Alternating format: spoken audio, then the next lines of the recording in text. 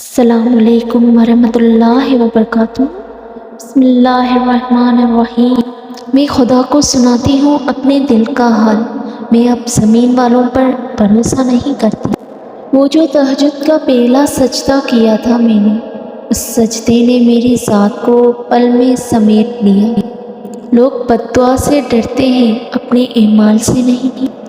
جب اللہ سے مشورہ مانگو گے تو مشورہ بھی ملے گا اور مدد بھی ملے گی۔ جب نماز سے آخرت کے مسائل حل ہو سکتے ہیں تو دنیا کے مسائل کیوں نہیں؟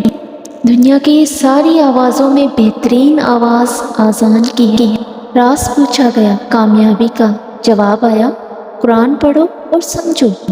اگر التجائیں رد ہوئی ہوتی تو اللہ یہ کبھی نہ فرماتا مجھ سے مانگو میں دوں گا۔ اپنا غرور اور انائی لے کر ایک دن سب خاک ہو جائیں گے۔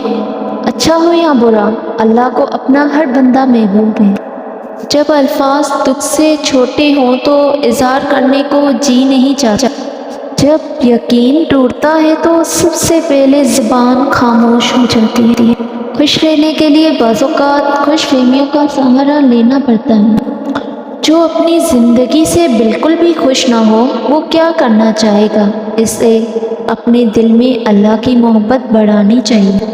کتنا اچھا سا لگتا ہے نا یہ کہنا کہ میرے ساتھ میرا اللہ ہے۔ محبت ہو جانا یا مل جانا اہم نہیں ہوتا، محبت کو زندہ رکھنا اور عزت دینا اہم ہوتا ہے، تبھی رشتے بنتے ہیں۔ اللہ کے لیے جھک جانا ہی سچی محبت۔ اخبار کی جھوٹی خبریں انسان خرید کر پڑھتا ہے اور قرآن کی سچی خبریں مفت میں بھی نہیں پڑھتا۔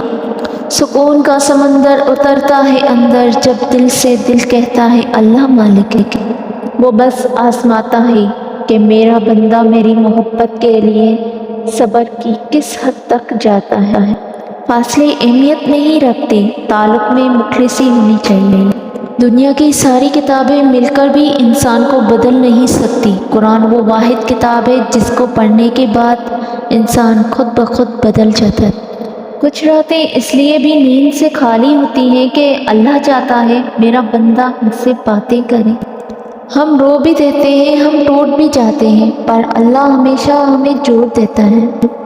تنہا دل اور خاموش رات تھی میری اللہ سے جب پہلی ملاقات تھی۔ کوئی راستہ نہیں دعا کے سوا، کوئی سنتا نہیں دعا خدا کے سوا۔